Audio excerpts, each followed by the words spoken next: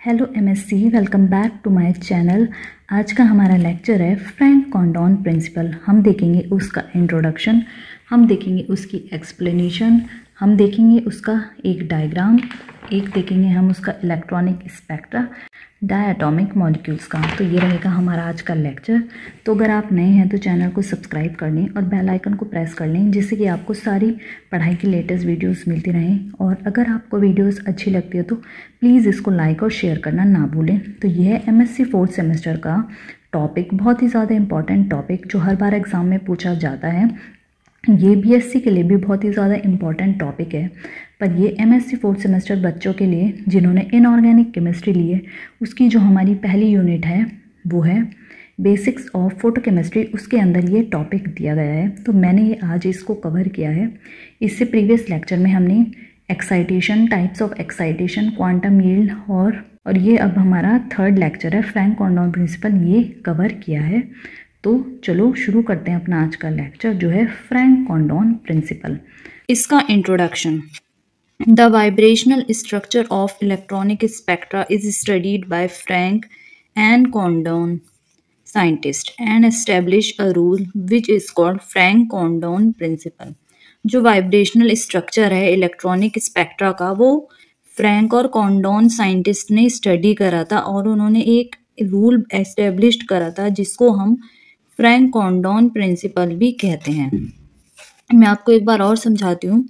The vibrational structure of electronic spectra, electronic spectra का vibrational structure Frank और कॉन्डोन scientist ने study किया था और उन्होंने एस्टेब्लिश करा था एक रूल, जिस रूल को हम फ्रैंक कॉन्डोन प्रिंसिपल कहते हैं।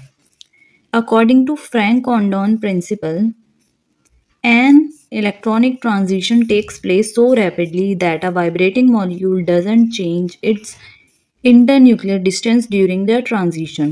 फ्रैंक और कॉन्डोन दो साइंटिस्ट थे, उन्होंने ये प्रिंसिपल बताया। अकॉर्डिंग टू दिस प्रिंसिपल, जो इलेक्ट्रॉनिक ट्रांजिशन होंगे, जब वो होंगे तो वो इतनी रैपिडली होते हैं, इतने तेज़ होते हैं कि जो वाइब्रेटिंग मॉलिक्यूल होती है वो चेंज नहीं कर सकती उसके इंटरन्यूक्लियर डिस्टेंस को, जो कि ट्रांजिशन के दौरान होती है।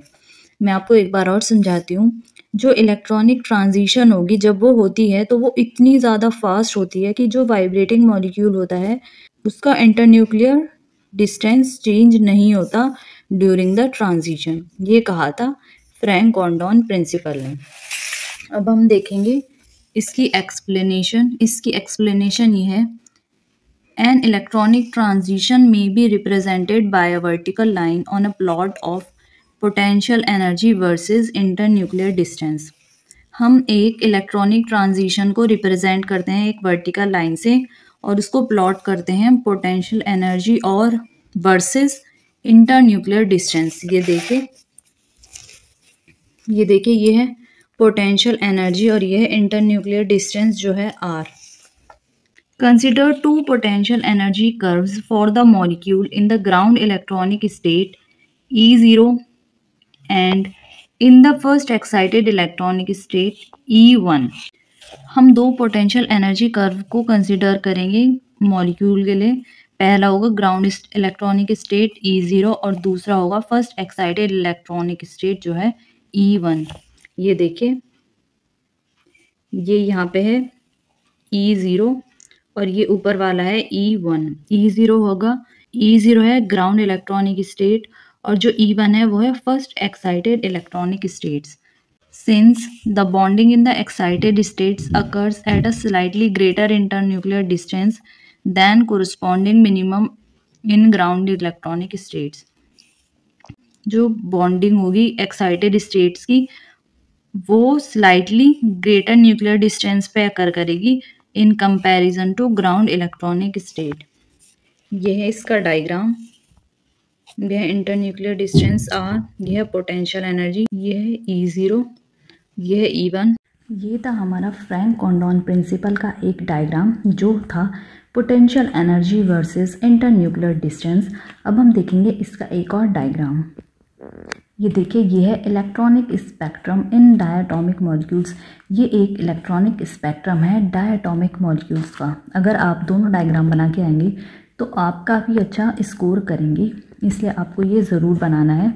ये है रिलेटिव इंटेंसिटी और ये है V1 बार सेंटीमीटर इनवर्स। ये है 0 to 0, 0 to 1, 0 to 2, 0 to 3, 0 to 4, 0 to 5 और 0 to 6। ये हमने इसमें स्पेक्ट्रम दिखाया है, इलेक्ट्रॉनिक स्पेक्ट्रम। ये देखिए, ये है फ्रैंक कोंडोन प्रिंसिपल की थोड़ी सी important lines. When a photon falls on the molecules, the probable electronic transition takes place from V2 equals to 0 to V1 equals to 2 by Frank Condon principle, जो है 0 to 2। जब photon fall करता है molecule में तो probable electronic transition बनता है, वो भी कहाँ, जो होता है V2 equals to 0 से लेके V1 equals to 2 तक with the help of Frank Condon principle या through Frank Condon principle, जो कि है 0 to 2। ये देखिए, मैं आपको दिखा देती हूँ। जब फोटोन फॉल हुआ मॉलिक्यूल पे तो प्रोबेबल इलेक्ट्रॉनिक ट्रांजिशन बना। यह है V2, इसको हम V2 मान रहे हैं। V2 इक्वल्स टू 0, यह है V2 इक्वल्स टू 0। तो probable electronic transition V2 equals to 0 से बना है V1 इक्वल्स टू 2 तक। तो यही है हमारा इलेक्ट्रॉनिक ट्रांजिशन, जो कि हमने इस फ्रैंक कोंडोन प्रिंसिपल के डायग्राम में दिखाया है। यह है इसका अच्छा सा डायग्राम कि ये V2 इक्वल्स टू 0 से लेके V1 इक्वल्स टू 2 तक एक इलेक्ट्रॉनिक ट्रांजिशन बनेगा जब फोटोन फॉल करेगा मॉलिक्यूल्स पे। तो ये इलेक्ट्रॉनिक ट्रांजिशन कहाँ से कहाँ होगा, V2 इक्वल्स टू 0 से लेके V1 इक्वल्स टू 2 तक through Franck Condon principle 0 to 2। ये देखिए, ये है 0 to 2 इसका इलेक्ट्रॉनिक स्पेक्ट्रा इन डायटोमिक मॉलिक्यूल। तो ये था इलेक्ट्रॉनिक स्पेक्ट्रा इन डायटोमिक मॉलिक्यूल। ये था इसका फ्रैंक कोंडोन प्रिंसिपल का मेन एग्जाम्पल। आपको ये दोनों बनाने हैं। ये थी इसकी एक्सप्लेनेशन और ये था इसका इंट्रोडक्शन, जिसमें जो फ्रैंक और कोंडोन साइंटिस्ट थे उन्होंने ये जो हमारा प्रिंसिपल था, ये रूल था, ये एस्टेब्लिश किया था, वो भी जब उन्होंने vibrational structure of electronic spectra की स्टडी की थी। तो ये था हमारा आज का लेक्चर। होप ये लेक्चर आपके लिए बहुत यूज़फुल रहा होगा। अगर आप नए हैं तो चैनल को सब्सक्राइब कर लें और बेल आइकन को प्रेस कर लें, जिससे कि आपको सारी पढ़ाई की लेटेस्ट वीडियोस मिलती रहें। और अगर आपको वीडियोस अच्छी लगती हो तो इसको लाइक और शेयर करना ना भूलें। Thank you for watching.